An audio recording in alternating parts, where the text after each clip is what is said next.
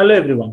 Let us continue learning C++ programming. In our previous video, we discussed about namespaces and templates. And in this part of the video, we're going to discuss about exception handling in C++ programming. One of the main advantage of C++ over C language is nothing but C++ has the ability to handle exceptions. Exceptions are nothing but runtime anomalies or abnormal conditions that a program encounters during its execution. There are two types of executions. One is synchronous, another one is asynchronous. Now, the asynchronous exceptions are some exceptions which are beyond the program's control, such as disk errors. And C++ has provided the following specialized keywords in order to handle exceptions. And the keywords that are used for exception handling in C++ are the try, catch, throw, and throws block. Now, let us see what each of these keywords can do.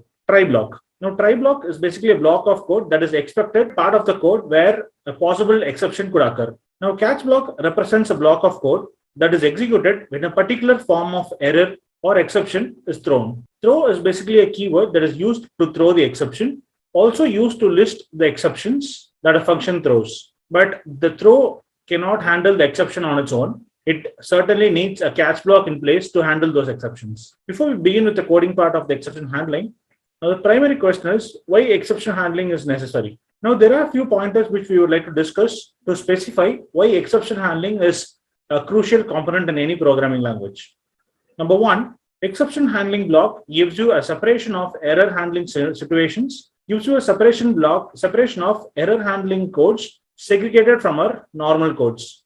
For example, if we write a code where we expect some kind of an exception to occur, and in a language like C language, if it does not have an exception handling block, what we could do is nothing but we simply use the if and else statements in order to handle the exceptions.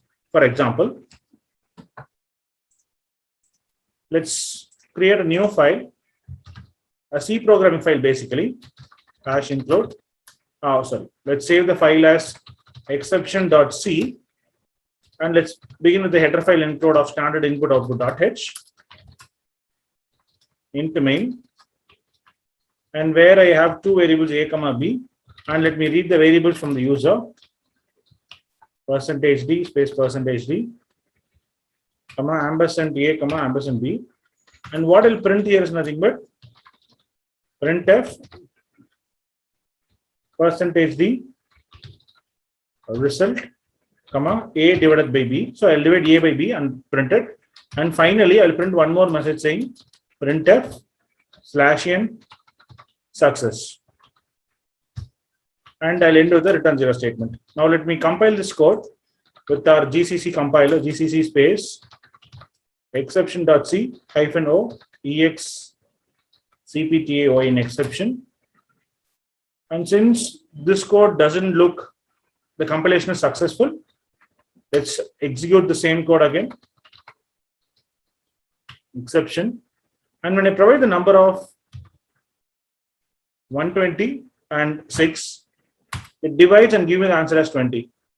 When I run it one more time and I give the number of 120 and 0, it does a division by 0, and it doesn't print any value on the screen. Reason because there occurred an exception in my fifth line where I tried to divide a number of 120 divided by 0, where this is basically a division by 0 error. Now, since the program got terminated because of the division part of division by 0 error, the further statements in the 6th and 7th line are not executed. The program got abruptly terminated. So what we could do effectively is nothing but if b not equal to 0, only then execute the division part. Else what I can do is else printf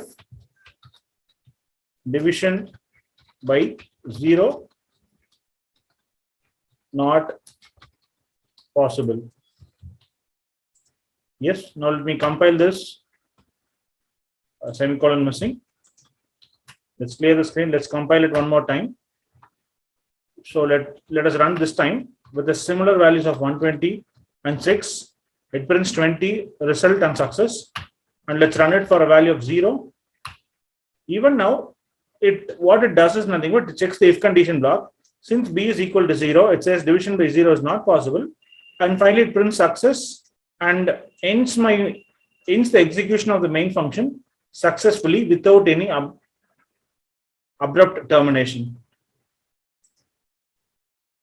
So this is what we used to do in terms of C language or in any language where it doesn't support exception handling. Now the point is, when you have a look at this code, when we use conditional statements like if condition or else block to handle the exceptions, this mingles up along with the regular coding block, and it is very hard any kind of end users to spot which is the exception handling block which we have written on our code, unless he has a very clear knowledge of what is being written in the code.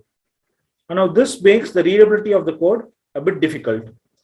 When this comes to C++ programming, I'll save this file as exception.cpp. So I'll start with the header file hash include std hash include iostream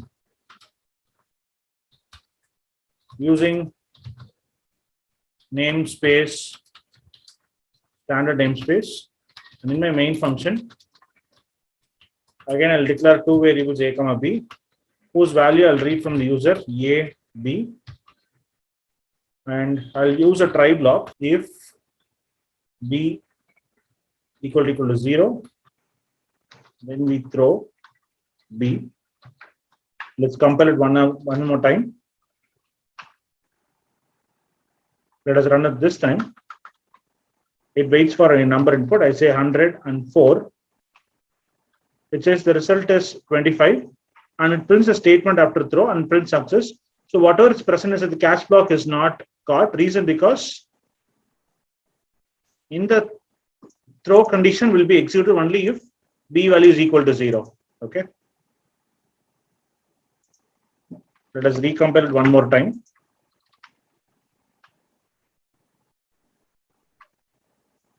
Again, let us try with the number of 48 and 6. So this perfectly runs. Now let us run a code with the value of 0, 48 and 0. As you could see, since the value of b is 0, the if condition is executed. And in the if condition, I have this throw statement. So the flow of control, it directly jumps on from the 8th line. It goes directly to my 12th line. It catches the exception and prints division by 0 exception and continue with the flow of program. And it goes on till the return 0 statement. So the flow of the program is nowhere interrupted. The program execution was successful and the error is handled successfully. And the main objective of try catch throw block is to have a readable code structure, which will be easy for the end user to spot out the points of possible exception. And it is also visible for us to note down the exception points. And that's it all about exception handling in C++. See you with yet another interesting topic in C++ in our next video. Thank you.